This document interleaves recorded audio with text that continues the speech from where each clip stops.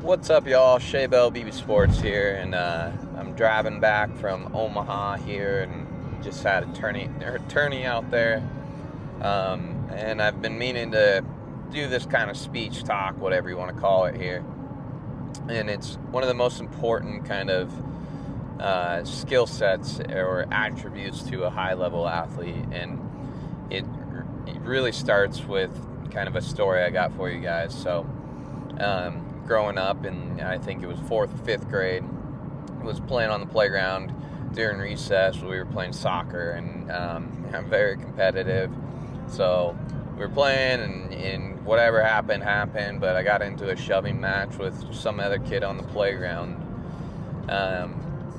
and I pushed him, or he pushed me, I pushed back, and then he swung at me, and I swung back, and I connected hard enough to where he didn't like it too much, and he went and told on me, right?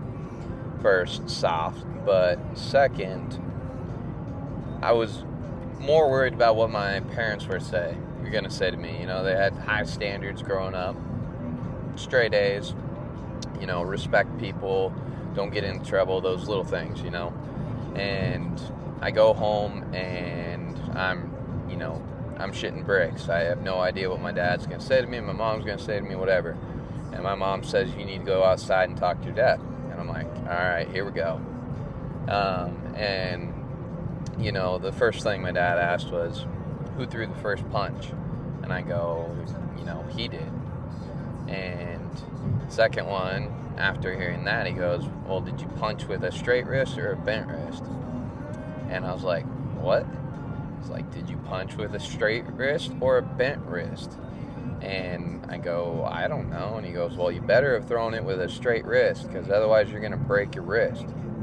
And I'm like, I'm so confused at that point. And he, you know, basically just said, hey, you know, I don't care that you got in the fight as long as you didn't throw the first punch, right? We never seek out a fight, but we never back down from one either. And I think that right there is what every elite athlete has, that fight in them, right? They're never gonna back down from a fight. And, you know, we don't go out and seek fights, but you have to have that dog in you, it's not gonna back down when someone comes at you.